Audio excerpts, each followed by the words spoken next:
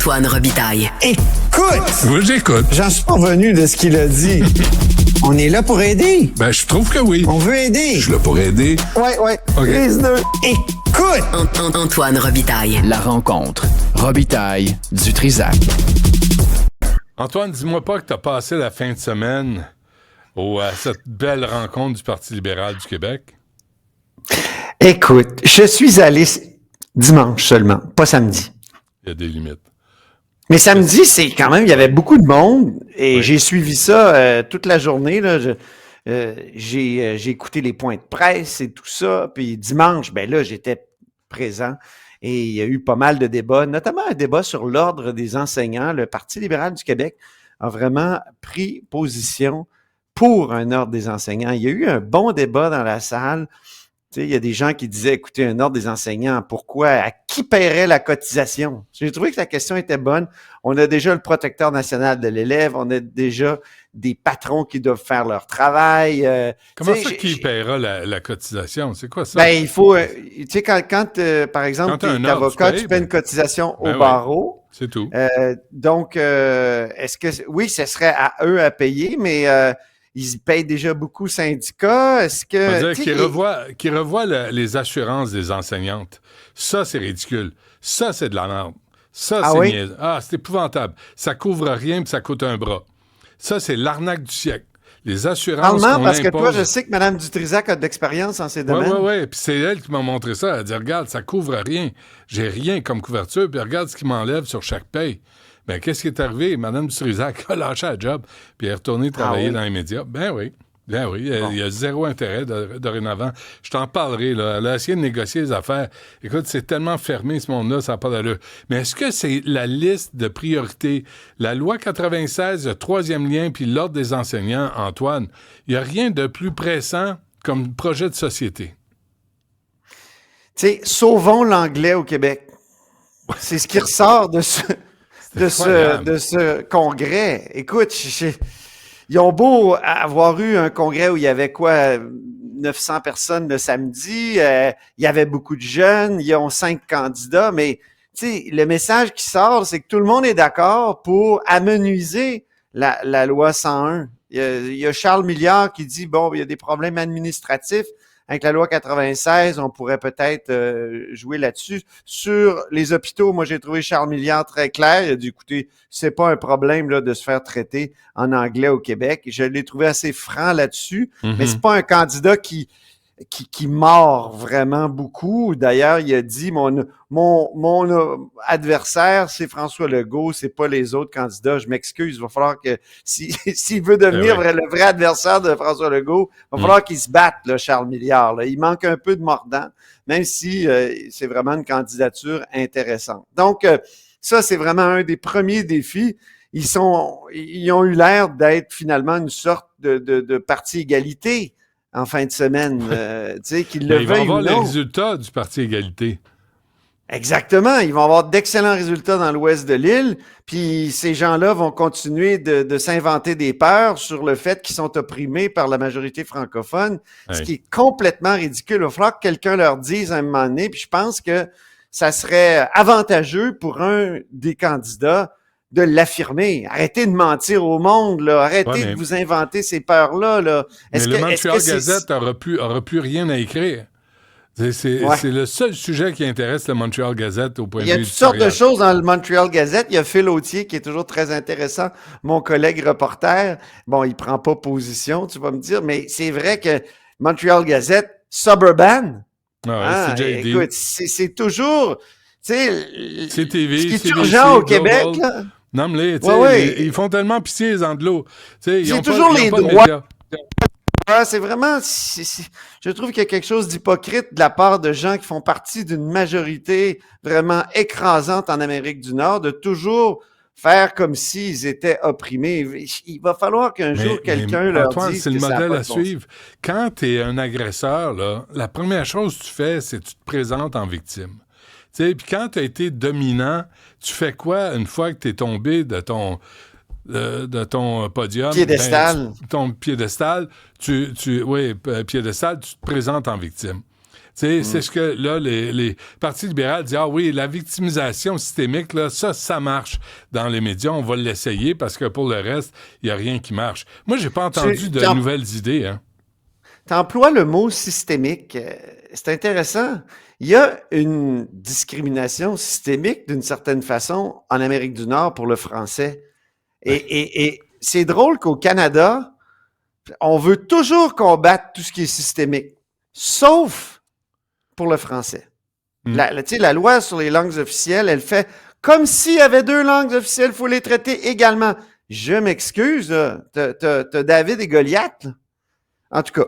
Ouais. Et ça, j'en ai discuté hier avec un militant qui est même un ancien candidat du Parti libéral du Québec et farouchement anti-96 et 101 dans le couloir. J'ai essayé d'expliquer ça. Ça avait pas l'air à passer, en tout cas. Ouais. J'ai pris son numéro de téléphone en note. Moi, je suis le genre à rappeler les gens après pour discuter parce qu'il faut garder le dialogue ouvert. Puis il y a des choses, tu sais, évidentes, me semble-t-il, là-dedans.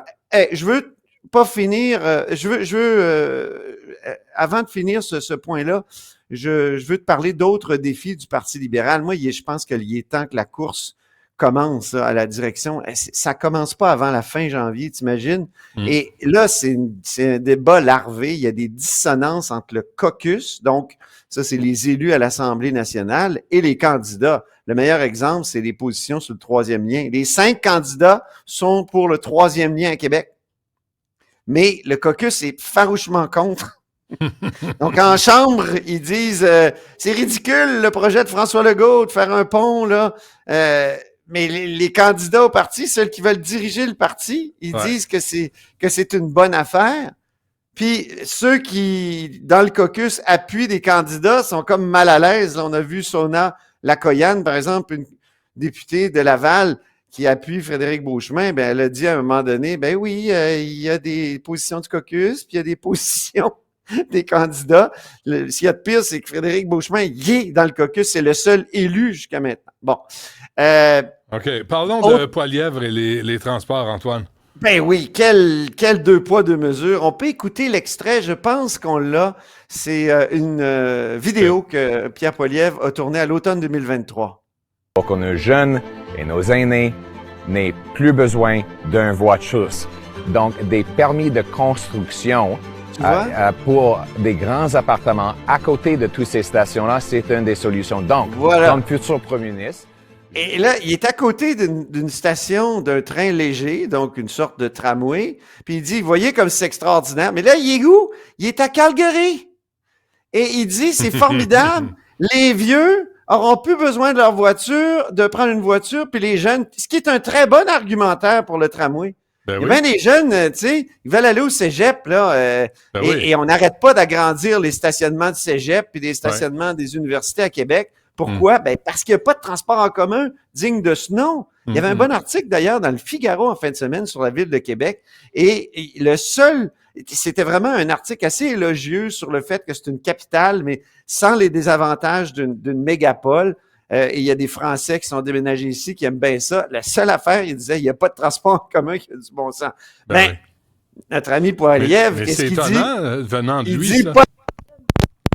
Sauf que quand il est à Calgary, où il disait la même chose à Edmonton, où il y a un train léger, là, le fédéral est prêt à investir. 2 poids, 2 mesures. Assez troublant comme différence de discours. Bon. Conflit dans les ports, et c'est pas réglé, ça. Vancouver à Montréal? Puis ça met en danger les chaînes d'approvisionnement, l'espèce de réputation aussi du Canada dans ces domaines-là. Quand ça a été le cas du transport ferroviaire, je veux dire, le fédéral a pas niaisé là-dedans. Parce que là, c'est du droit du travail. Habituellement, du droit du travail, c'est le Québec, mais dans les ports et pour le ferroviaire, c'est le fédéral. Alors, la grande tentation, là, ça va être l'article 107 qui permet carrément à un ministre de façon complètement arbitraire de dire « Je veux justement que le Conseil canadien des relations industrielles se penche sur ce conflit-là, puis impose peut-être l'arbitrage obligatoire. » C'est ce qu'ils ont fait pour le ferroviaire, qui est un conflit privé. Là, c'est un conflit dans les ports. Les ports, ben, c'est à moitié privé, à moitié public.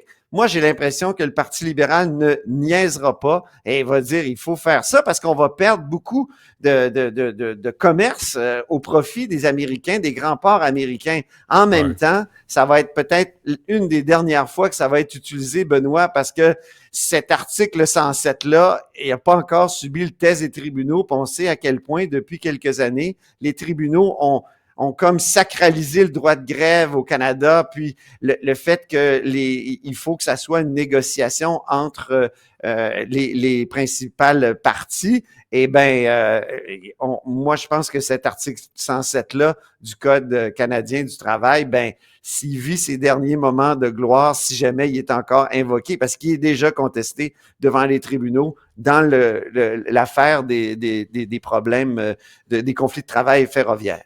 On verra ça si le gouvernement fédéral gouverne encore, ou ils font juste paraître en attendant les élections. J'ajouterais une dernière chose, c'est que les tribunaux vont-ils laisser longtemps le gouvernement fédéral gouverner en ces matières? Déjà qu'une loi spéciale, là, c'est rendu impossible, Benoît, là, au Canada. Là. Pourquoi? Parce que c'est à cause des décisions des tribunaux. Puis c'est pour ça, moi, que je m'intéresse à la Constitution puis aux tribunaux. Parce qu'il y a du pouvoir, là! Oui. C'est beau. Merci, Antoine. À demain. Salut, Ben.